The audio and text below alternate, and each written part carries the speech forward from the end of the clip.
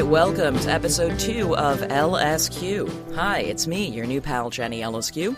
I'll tell you, I'm not much of a morning person, but I was happy to jump out of bed early on the morning of Friday, September 8th, to go meet up with the National's producer, multi-instrumentalist, songwriter, Aaron Dessner, on the same day that those guys released their amazing and beautiful new album, Sleep Well Beast.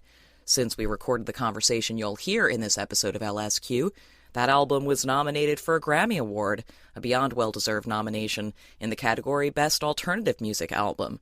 And it's a conversation where we touch on a variety of subjects, including Aaron's musical upbringing. You know, he's a twin, and his brother Bryce is also in the National. And he tells this story about how when he and Bryce were just little dudes, they found a drum set, a mysterious drum set, in the furnace room of their house that they discovered belonged to their dad. They didn't even know that their dad had been a professional drummer, before they were born. That's one of my favorite moments in the conversation you're about to hear. We also talk about the making of Sleep Well Beast, how it was recorded at Dessner's new home studio in Hudson, New York, Long Pond Studio. That's the same building you see on the cover of Sleep Well Beast. You get to hear a bit about what Dessner looks for in a side project, of which he has so many it would make your head spin. He's one of the people who help organize the Eau Claire Music Festival that Justin Vernon of Bon Iver also is responsible for. And Aaron and Bryce just started another new festival event in Denmark called Haven. And he's got a really great and interesting philosophy about the kinds of projects and the kind of artists he wants to work with. You'll hear a bit about that in this interview as well. And after the Aaron Dessner interview, you voted, and so it's Missy Elliott. A conversation with her from 2003. You'll get an excerpt of that. And, hit me up with your thoughts. You can reach me on Twitter at JennyLSQ.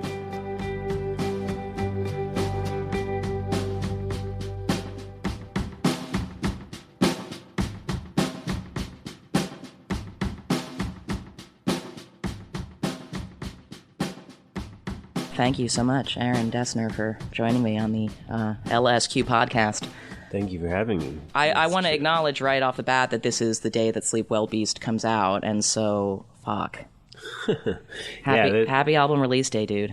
Thank you. Yeah, it feels, I'm very hungover, but it feels like a good hangover, and we're excited.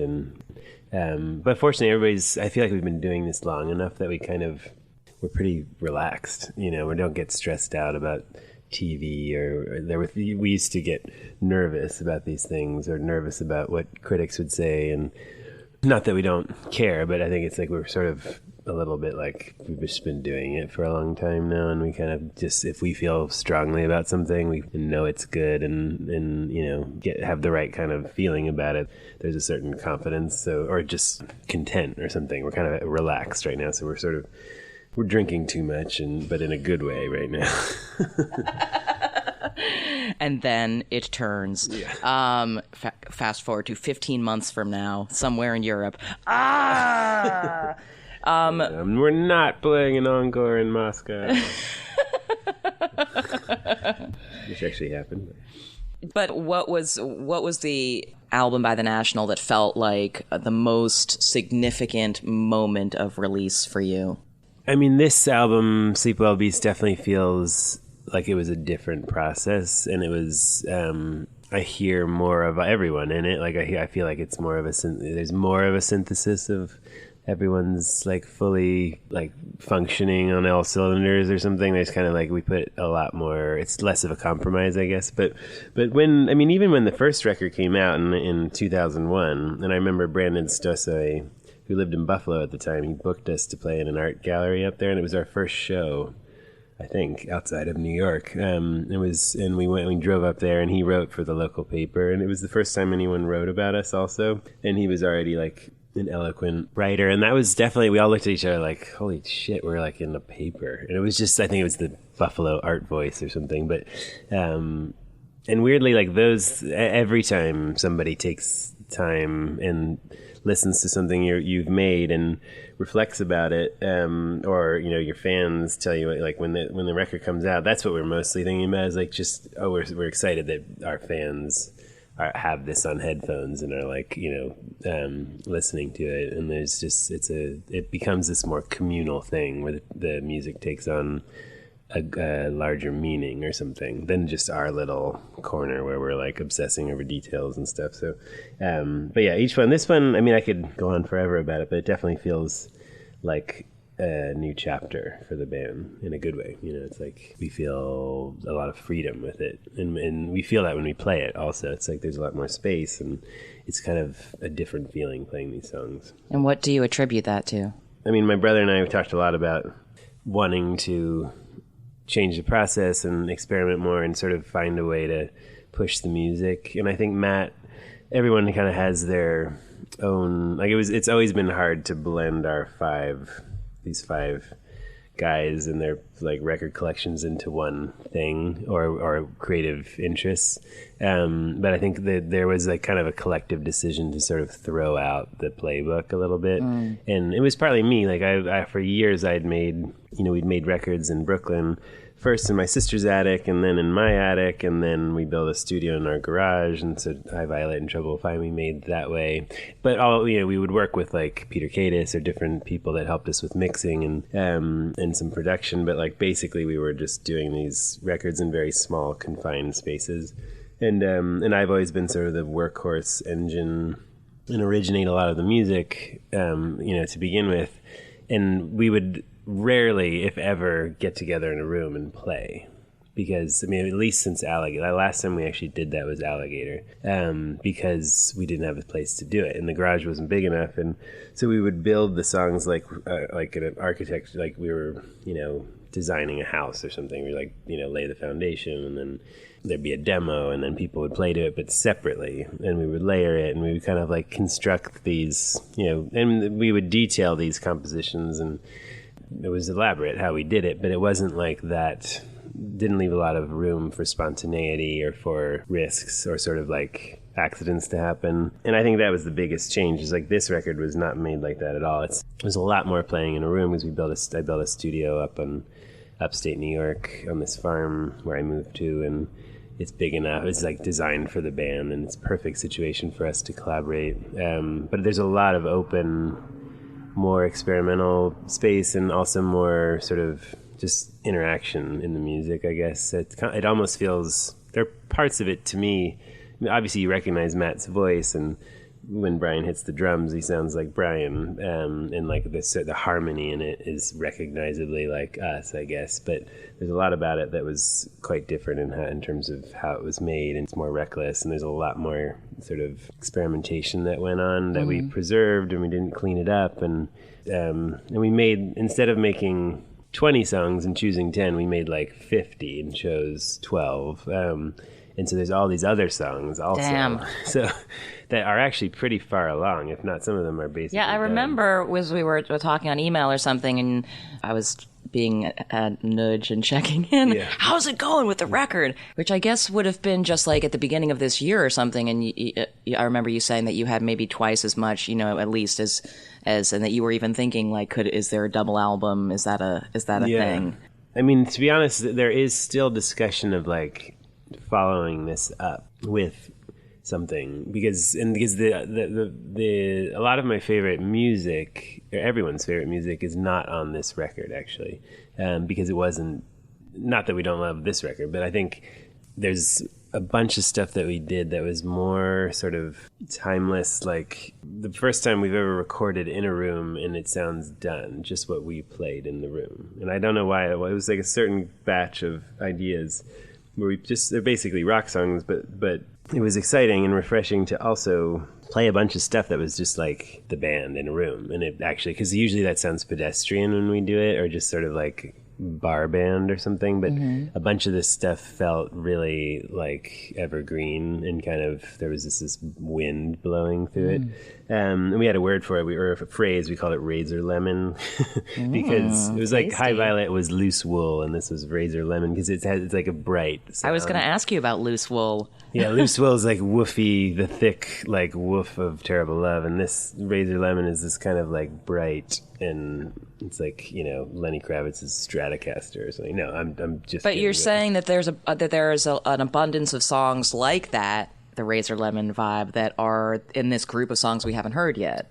Yes. And so, what was the guiding principle in choosing what songs would make this would make Sleep Well Beast? I think, I mean, to be honest, a lot of it has to do with Matt and his lyric world, because he's obviously writing. It's funny because we make the music, we make it almost completely before he sings to it. Sometimes he'll mumble melodies to the music, but a lot of times we have to kind of imagine a song, and we know that he has ideas, but like sometimes he doesn't even sing the songs until the month of mixing, even, you know. So this whole other batch of stuff, some of them he was singing to, and some of them have finished lyrics, but a lot of them are more like just before that stage. And the ones, it was literally like that stuff that I was describing, the sort of more minimalist approach, that stuff came first, and then I think I just got bored and started experimenting and doing other things and sending those ideas, and Bryce and I did a bunch of stuff, and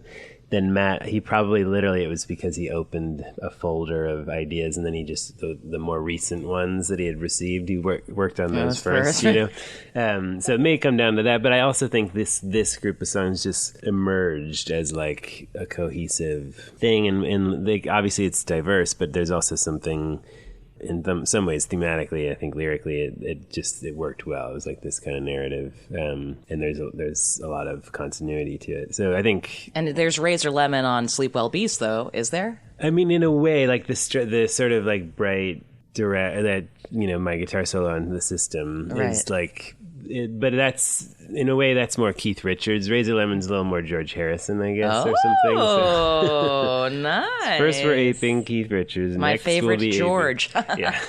And my favorite Beatle, but also my favorite George. Costanza is a close second. Yeah, I mean, it's so intriguing to imagine making these songs almost completely and then, you know, waiting for this part, the vocals that are the vocal melody that's so important. But I'm curious to what extent you are imagining a kind of a vocal melody that's separate from whatever Matt's going to come up with. I mean, is that a part of your process, that you have an imaginary possibility for a vocal melody?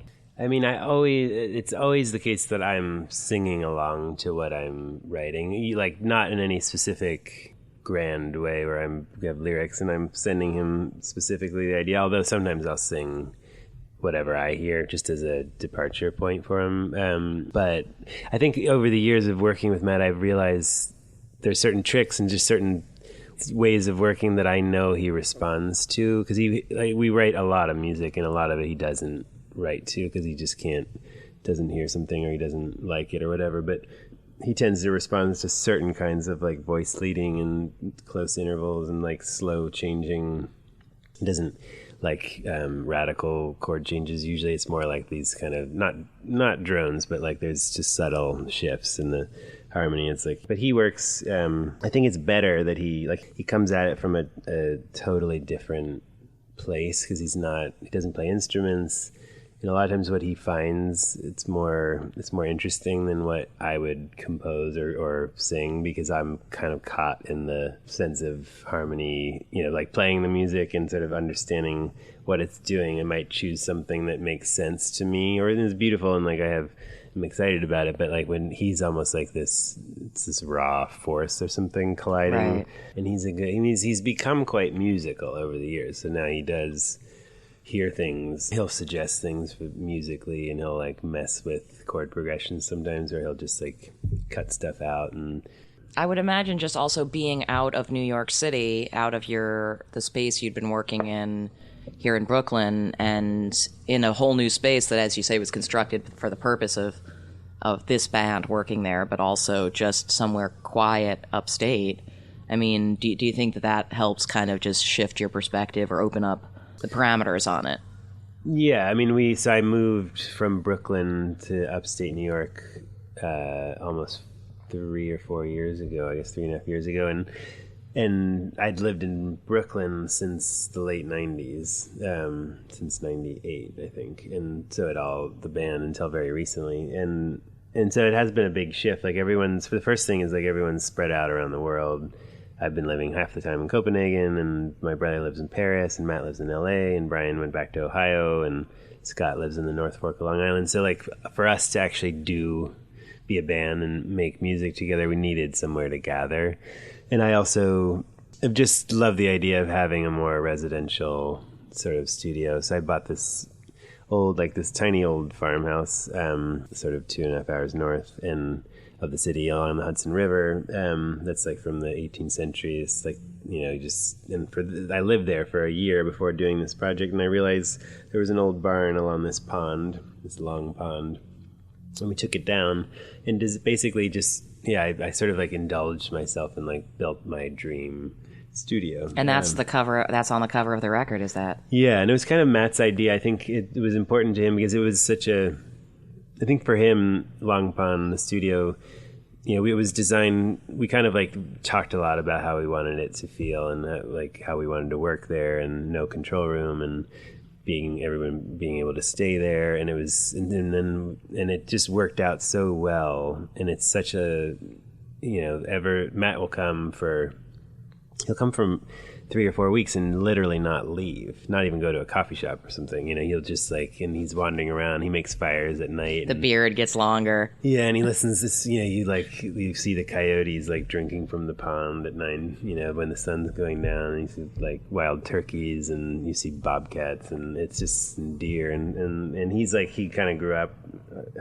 going to his uncle's farm a lot, and actually spent like quite a bit of time outdoors and like Western Ohio, west of Cincinnati, and I think for him it's been really peaceful for him and a great place for him to be. And then I guess for our collaboration, it's just been a nice like mellowing thing of like being out in nature. We make fires and it is, it's just like a clubhouse for the band, and it's really meant that we look forward to getting together as opposed to sort of it being a stressful, anxious time. And then it's never like, okay, Brian, do your drum part, or Bryce, you got to get that guitar done or whatever. It's more like everyone's just plugged in, and we have a great engineer, and we're just basically like... Well, there's no distractions like in Brooklyn where you just, you're going to run to the store, whatever it might be. You're going to run to the store, you're going to got to go meet your friend at the bar, you'll be back in a couple hours, or there's nothing else to do except to just enjoy the space. Yeah, totally. And we it's like I think we were also rebuilding our friendships a little bit. Not that everybody loves each other, but we kind of at some point became a dysfunctional family, and I think it's been nice. Now we're all like, I'm the youngest, Bryce and I are the youngest, and we're 41, and we all have kids and stuff, and it was kind of like, it was a nice, we were sort of refocusing on what's important, I think, and a lot of times we have our kids around, and it's it's just it's a perfect place to just be creative. It really is. And you can still we'll still set up and just play incredibly loud also, because we haven't done that in a long time, where you can just close the door and just turn the amps up. We couldn't do that in Brooklyn because of the neighborhood, and right. Also it was just such a tiny space. And years ago we used to practice in warehouses in Gowanus and in Williamsburg, and now it's all, there's nothing, none of that's happening anymore. You're going to have to go to Deep Queens to get an affordable spacious situation. What since this is an album release day for you, I'm curious, what was the first piece of music you ever released? And by released, I just mean made enough copies for anyone besides you to hear it. That would definitely have been our high school band with Brian. So Bryson and I and Brian Devendorf, the drummer of the National, we've been in a band together since we were 14, and that band was called Equinox, and we made a record. Yeah, bad name. We had a series of really bad... Brian had a band before that called Flaming Intestines. But Equinox was kind of an instrumental band that was definitely inspired to some extent by the Grateful Dead, but in that kind of world. But we released... Scott actually designed our record because he was a graphic design student, early in college, and he did the design for it, and we made 1,000 copies, and I think 950 of them are still in my parents' basement in Ohio. But but it's funny because the first songs that we really wrote were for that band. And at first it was just Brian and Bryce and I, and we used to play at the parties, and like people would tape our shows and stuff. It was really funny. Like there's still a tape called Bert's Barn where everybody was on acid, and we played for like 8 hours or something. And it was good because we learned to play. You know, we were kind of, and we played. We were already been playing since we were like 7 years old or something, but I think that is as we go really far back in that sense. Right. And Scott and Brian also had a band called Pale-Faced Jimmy that was kind of a little bit more punk or something, and they played our middle school dance, I think, Bryce and I's middle school dance, and we thought they were so cool. So then we tried to figure out a way to like invite Brian to play with us. And first, I guess, then we had a college band called Project Nim. Right. That was also a terrible name. And we made a few records. We made like 3 records, also self-released, but we had like a following, and we could like travel around and play for people. And that was our first experience with like actually having people connect with the songs you're writing and like want to hear you play them and stuff. But yeah, the National was the first time that I was like in a band that I actually liked, like I felt confident about or something. It was always a funny thing before that, but when you're playing an Equinox at 14 or whatever, and as you say, you and Bryce have been playing since you were 7. I mean, let's go back to 7-year-old Aaron, like, you know, because I know you come from a musical family, and I'm assuming that it was just something as a little kid, it was a given that you were going to learn to play music. It was definitely like not something my parents suggested. It was more, we grew up in north of Cincinnati, like half an hour, 40 minutes north of Cincinnati, and it was basically just very suburban. We lived pretty far down in the woods and in the basement, and we always shared a room. Until we were 18, we slept in the same room. And we just basically did everything together. Like if we played, there was never a time that we did anything separate. So we like collected baseball cards together, and we, you know, were in the same little school, and we played on all the same sports teams. And like music was just another. My dad was a really talented drummer, jazz drummer, and we found his drum set in the furnace room in storage when we were like 6, because the furnace was a super scary room that was haunted with monsters. And so we would like peek in there and be like, "Oh, what's that?" And we saw this thing, and like we could see this like dusty drum set, and it turned out it's like a 1959 Blue Sparkle Slingerland drum set that he got for his bar mitzvah when he was 13. My dad. Wow. In Queens, and he had like this actually quite famous. Wait, also your dad is from Queens? Yeah. Nice. Yeah. Represent. Yeah.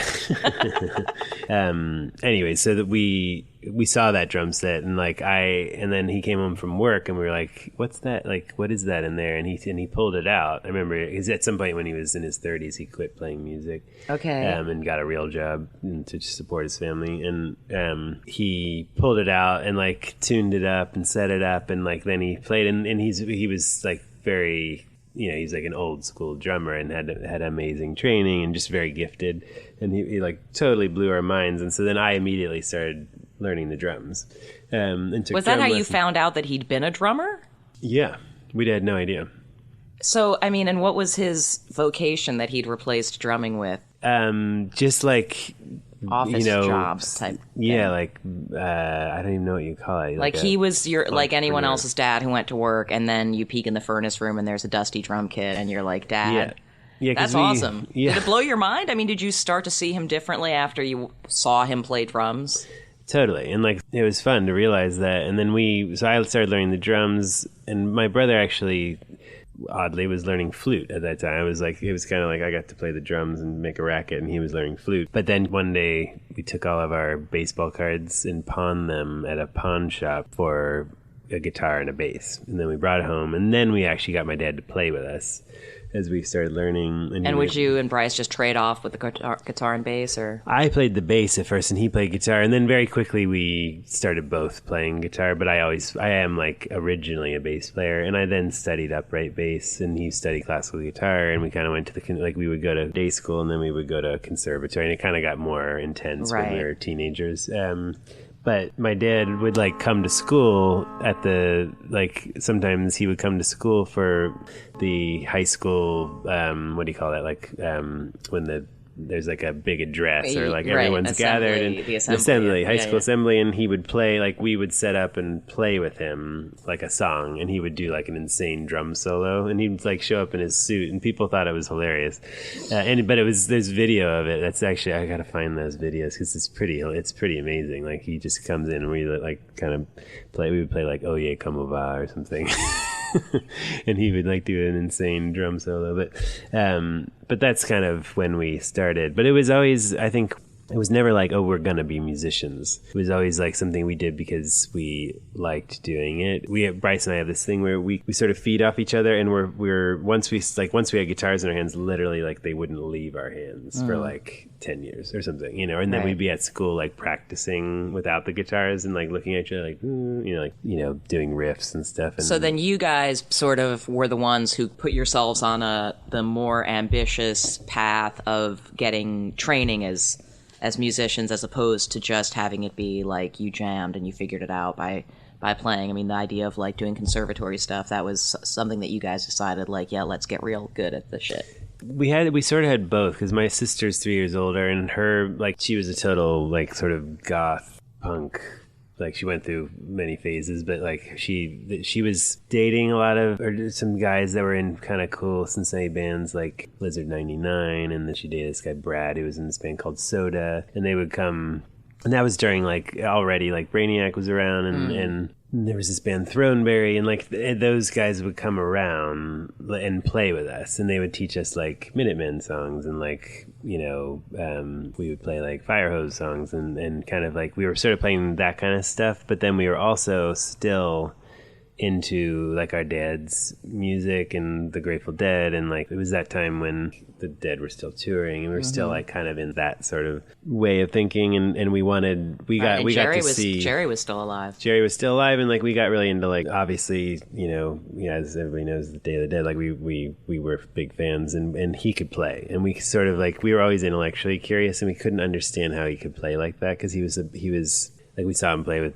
David Grisman, and they played like Kind of Blue, and he could like solo in a very credible way over like a jazz standard or something, and we were like, well, how does he, and he played bluegrass music, and he was, you know, but then he was like the guitar hero of this rock and roll band, and we kind of wanted to be able, we were just curious, I guess, how do you get this sort of like intellectual knowledge that you can also be soulful with or something, and so we started to like learn stuff and like get more into theory, and we were always, wouldn't say we were like nerds or something, but technically minded. We were like technically minded, or sort of like vertical knowledge minded or something, and still like we like to, and that was like, we played Celtic music, we played klezmer music, we played like jazz, and we played classical music, and this was all when we were kids, and then we played rock and roll, and we played like, you know, Minutemen songs with my sister's boyfriends and stuff, and it was all just like blending into this thing. And then Bryce really took it, like he kind of ran with playing classical guitar, and he went to Yale for undergrad, where he also did a master's degree at the same time, where he was doing classical performance, and then that's when he started to become a composer, and this was long before the National. And I went to college, and I didn't study music in college, but I played in like the jazz orchestra. And sort of, so there was always that, but I think what we really loved was always having bands, you know. But it was this combination where like the bands were always like what we did for fun, and then like we would also like be more technical, or like sort of studying music at the same time. And we listened. My dad we had a lot of jazz record, like his vinyl. We like kind of had all his records, and he had a ton of jazz records, and we would go see tons of concerts, and like classical music and jazz, and anyone that came to town with him, which was really nice. We got to see like the Graceland tour, and you know, just tons of stuff as it came through, and it all just was like blending into a thing for us, that when we really started writing songs, the influences were coming not just from rock and roll, but also from, you know, more instrumental, you know, jazz and classical, and sort of, and it's still to this day, like I think some of what we do in the band, we still have like structures which are pop structures, but then there's like it's always been that the details and the kind of like harmonic arrangements and stuff have something else going on in them, and usually there's a longer, like less repetitive part to it as well, which is why the songs always take a while to, like people say like, why are they like peeling an onion, or why do they take a while to get into, and it's because of that, I think, because there's like different levels of the composition or something, you know. Is the music that appeals to you the most from other artists stuff that has that? I mean, is your favorite stuff stuff like that where it's informed by a lot of different things at the same time that it's hard to figure out? I mean, I'm a sucker for like a beautiful song, or just a simple song, but it is. I think there's a reason that I sort of like appreciate people's craft, and I like when I can hear their craftsmanship. And if they're, I mean, I've always been, obviously we're friends with Sufjan Stevens, but I also am such a fan of his work because it's, obviously he's such a brilliant lyricist and he's a brilliant melodist, but then there's also like musically, there's always something really going on with it. And he's always pushing himself. He's always kind of shape-shifting. But I love Dylan or somebody like where it's like if I listen to anybody more more direct, and it's not really about like musical complexity necessarily. So, but somehow that has been. It's not like we make avant-garde complex rock songs, and there's far more adventurous music out there, but it's always been important to us to like have, Trouble Will Find Me. We were so excited about the odd time signatures of Trouble Will Find Me, but then nobody ever asked about them. We were like, well, this first song is in 9/8, isn't that cool? And, but ultimately no one really cares. But to us, I think as musicians, it makes it like there is something about playing those songs it kind of keeps you interested. It's hard to explain. Like if this is your job, if this is what you're going to do for the rest of your life, you might as well like keep yourself interested in it, You obviously have like a ton of extracurricular things that you do, some of which you've mentioned, but what is that an outlet for? Or what is the sort of zone of things that you're looking for for a mode of expression for that's outside of what you're doing with the National? Or what are the sort of remaining urges that you're like, I still need something that gets the whatever urge? Yeah, I mean, there's a lot that I feel, because people always ask Bryce and I, like, how do you do so many things or something? Like, how do you do all these other things? And we're like, well, what do you do all day or something? But I don't mean that in like a I get arrogant way, but more like, because it's not that hard to like get up with your rock band at 10 p.m. after you've had 2 beers and play and then have 2 beers and then go to sleep. You know what I mean? Yeah. A lot of day remaining. There's a lot of day remaining. And I think it's the thing that I'm really excited about right now is, and have been for many years, is just collaboration in general and sort of exploring. It's been amazing to have the opportunity to collaborate with visual artists like Ragnar Kjartansson or Matthew Ritchie or other people that we've come into contact with, and to create all the like these events like Eau Claire or Haven and Copenhagen. They're really just meant as opportunities to bring the community together and then try things and sort of like break down barriers between people in general. And like I feel like, I mean, I love the National and this is our release day and everything, but like sometimes it does feel very confining that you're like in that band and that's what you sound like and this is the songs and it's these 5 guys. Whereas musicians, the times that we've had like in the Funkhaus in Berlin or at Eau Claire in Wisconsin, when you just bring people together for a week or however long, and it's not overly structured or overly hierarchical or overly sort of like branded experience. It's more like, well, let's actually just make some stuff and present it. And it could be anything from like improvised music to new songs to, existing songs that you're rearranging or installations that are, the first year at Eau Claire, my brother and I and Kristen Anna and Gita from Moom and Ragnar Kjartansson, we made a song cycle and he like painted a forest scene and we were like lovers, like, in this forest singing these songs. And it was like a total, if someone came up to me with that idea, I'd be like, I'm never going to do that. I'll make a total fool of myself. But we did it and we opened the festival with it and like I learned from it. And I feel like, yes, it was slightly humiliating. Like I was seeing Matt like laughing at us out in the audience, but like it was. What did you learn from it?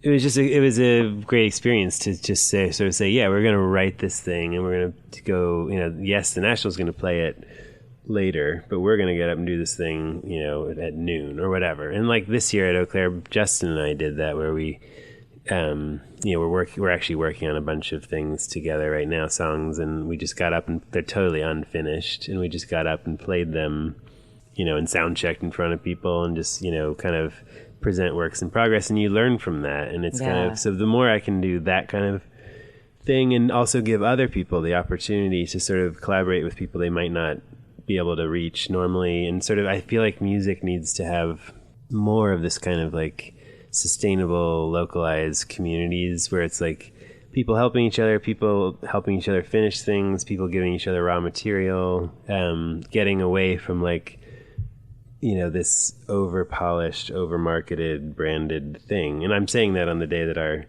very branded record comes out. But like I believe that like our record would not be as good as I think it is if we hadn't collaborated so openly. Mm-hmm. There's so many people that have fed into it, and we've been doing that for years. So I guess to answer your question, like for me, it's just, I would love to keep writing a lot of music, both in the national, but also outside.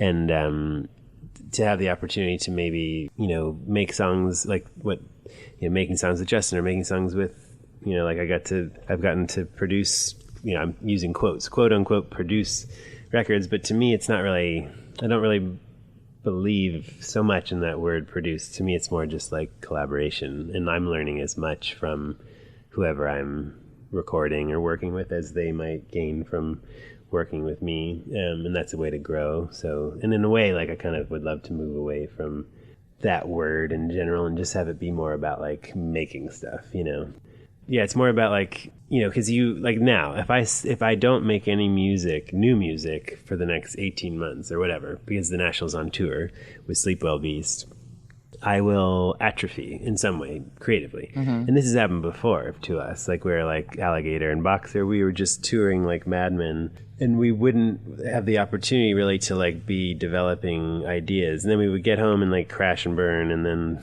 kind of like right. And then you're not sure if you remember how to do this anymore. Yeah, and it kind of becomes, you burn out a little bit. And I think, I don't know, I love the idea of like, even if we are doing national shows, I would love to like go out in the lobby and play the guitar, or like invite some friends to like work on something. Like we have a mobile studio finally that we're going to have backstage. Oh, nice.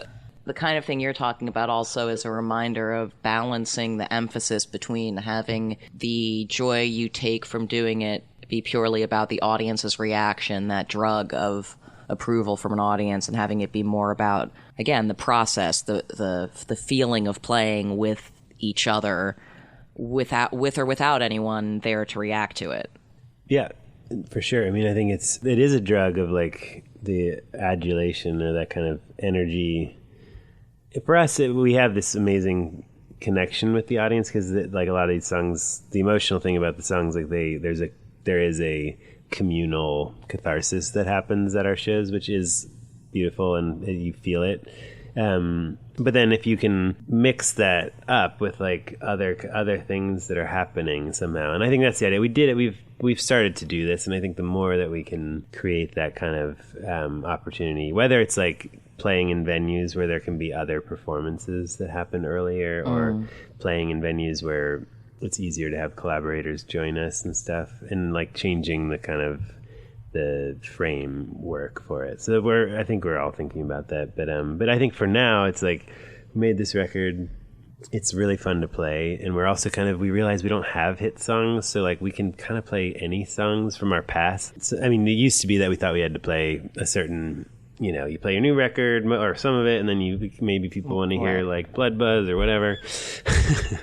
And now I think we kind of really want to play all kinds of stuff. Like actually tonight, I'll just tell you because we're not allowed to do it, but like we wanted to play all of Sleep Well Beast, and then maybe there might be a few guests there, and maybe they could play some songs, but then we were going to play all of Boxer front to back, and everybody was into it. Like Matt normally would be like, I'm not doing that, but now he's just like, yeah, that sounds like a great idea, but we don't have time. We don't have time. So we're like, and then we were like, well, wouldn't it be awesome? But that kind of thing, it would just be fun, just to be more like, that's what we're going to do tonight, and then tomorrow we're going to do something totally different. So. Well, it must be one of the one of the nice parts of being the biggest this band has ever been is that you can, in a way, look forward and plan things that are purely based on ideas like this, as opposed to just having to be shoehorned into a slot that every other band fills when they come into town. And it is interesting how much nowadays, I fucking love the fact that, artists like The National and LCD Sound System and Arcade Fire and stuff are among the biggest modern rock bands in all of the land. And so it's like, oh, okay, well, it's not just, having to do things the way that U2 does it when they come into town. Right. Yeah. No, I think it is. It's unusual to be in this situation where, because I wouldn't have predicted that we would get to this level. I mean, any level that we've gotten to above, I think when we got to Bowery, we were like, whoa, this is crazy. And that was it was 10 years ago that we played that week-long residency there when Boxer came out. Oh, wow. And it just keeps getting bigger, I guess. And it's like we have these Ugly Duckling songs, and we're like, how does this work? I mean, I'm too critical or something. I love Ugly Ducklings, by the way. But. Was there a point when things shifted from you guys having the attitude of not really expecting anything and being like, it's fine if no one likes it, if everyone likes it, to being willing to embrace the push toward even bigger, to being willing to do things that feel like you're asking for more?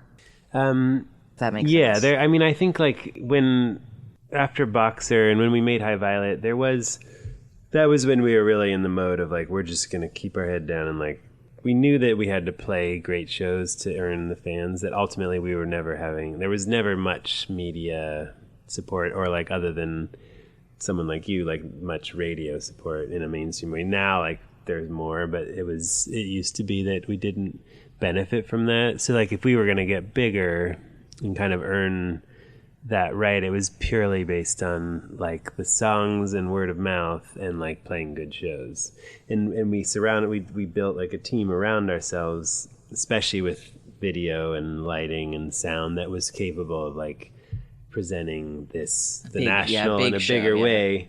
And we learned a lot from REM and we learned a lot from Arcade Fire and REM, because we opened for those bands. We opened the last REM tour in the States and got really close to those guys and had crazy experiences with them and just learning from them and kind of seeing how they did it. And then Arcade Fire is a totally different thing than us, but seeing them, because we are open for them as early as 2005 and 6, I think. And there was a thing we were doing. We were growing, and we were growing into these bigger venues, and then we learned how to do it. Eventually we played arenas, and we played the biggest venues in the towns we were going to, and we pulled it off. But I think now, we made a conscious choice with this record to start mostly in theaters and to do multiple nights, because we like the feeling of and we like the intimacy of it. But then we also enjoy the spectacle of it would be fun to play Madison Square Garden and make it special. And I've seen amazing concerts there. I saw Bob Dylan it's kind of a mixture of wanting to sort of we're never going to be U2, and we don't want to be U2, and nobody wants to play that bigger game, really. But occasionally it's fun. When we played the O2 Arena in London at the end of Trouble Will Find Me, it was a great show, and I think everybody that was there, nobody felt like this is too big. It felt like a celebration of that era or something. So it feels appropriate more at the end of a cycle as a big party, right, as opposed to now. Well, thank you so much. I think that's all I've got for you, but I really appreciate you being down to do this podcast thing in these early episodes, and I would love to come back and talk about a whole bunch of other things sometime. Thank you so much.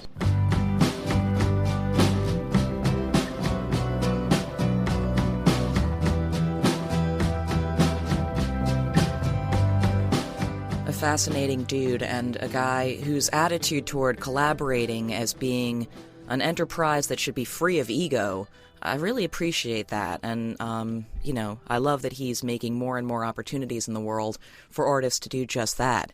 Thanks again, Aaron, for taking the time for LSQ. And coming up next, we'll listen to some of an interview I did back in the day 2003, with Missy Elliott. I actually asked you guys on Twitter to help me choose what to include this month from the archives, so thanks to those who voted.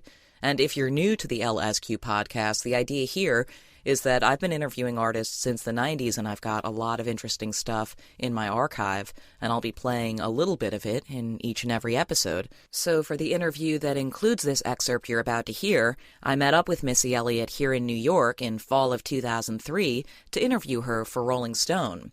She was to be featured on the cover of the magazine, along with Eve and Alicia Keys, for a special issue devoted to women in music.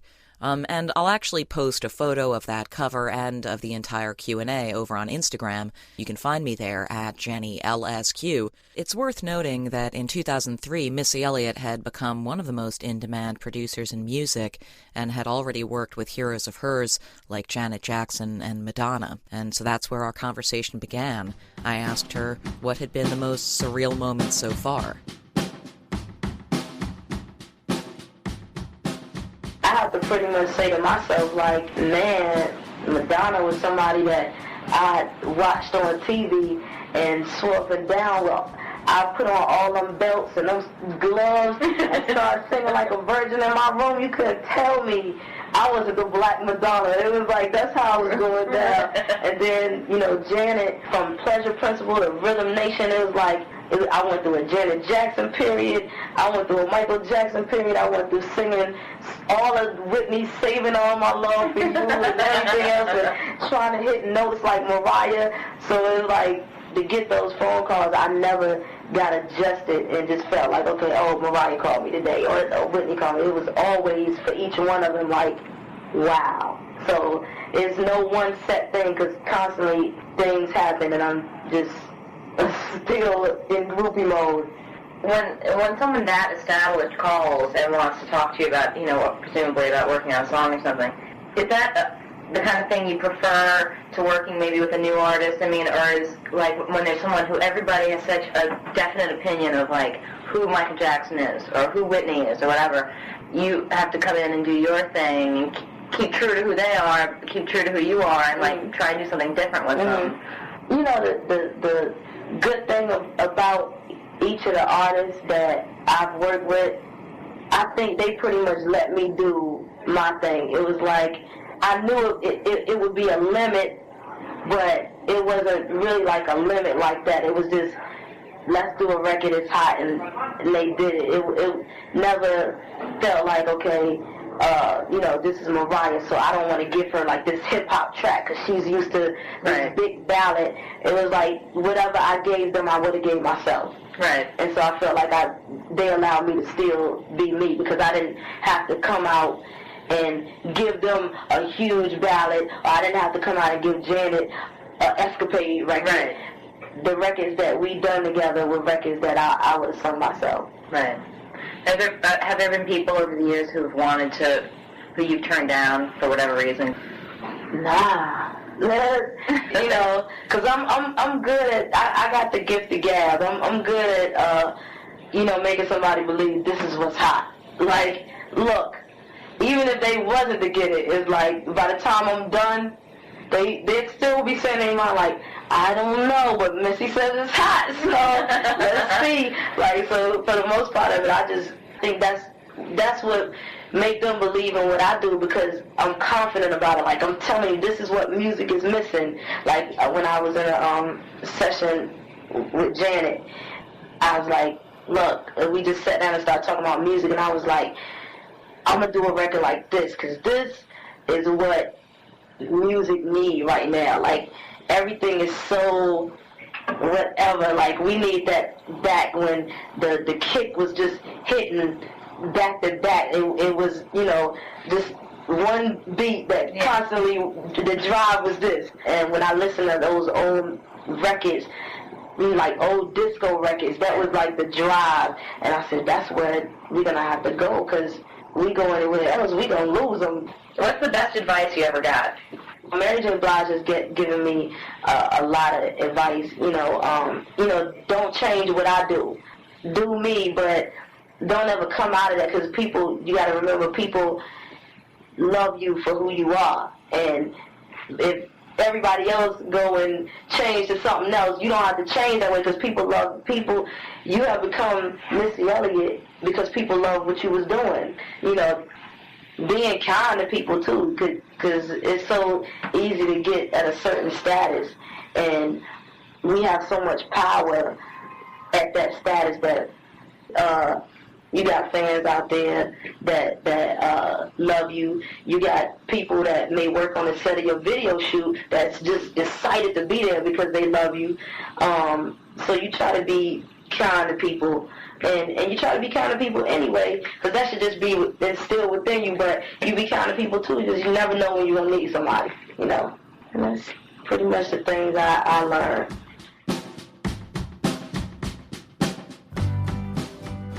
This year, Missy celebrated the 20th anniversary of her debut album, Supa Dupa Fly. She put out a deluxe reissue of it that you can order some sweet vinyl versions of over at missy-elliott.com. And we also expect sometime soon, I guess, a new album from Missy, a 7th studio album that will be her first new LP since 2005, so keep checking her website to stay in the loop. Oh, and a reminder that this sweet little theme song that you're hearing, there you go, is the work of Greta Morgan, who performs as Springtime Carnivore. I encourage you to check out her other stuff when you've got time. Thanks again to Aaron Dessner of The National for sitting with me for episode 2 of Eliscu. I'm sure The National are going to be on the road extensively in 2018. Their website is AmericanMary.com. If you didn't listen to episode 1, it includes an interview with Amelia Meath of Sylvan Esso, and from the archives, a little bit of a conversation with Beyoncé back when she was just 19 years old, but already knew exactly what was going to happen. Each month you'll hear something from the archives. I'm thinking about including some of an interview with Scott Weiland in the upcoming next episode. Oh yeah, and the big news there is that episode 3 will feature a lengthy interview with Spoon frontman Britt Daniel. So look for that to go online in early January. And if you haven't yet subscribed to LSQ, I hope you'll do that. Leave some feedback if you'd like. You can reach me on Twitter at JennyLSQ. I'll talk to you next time.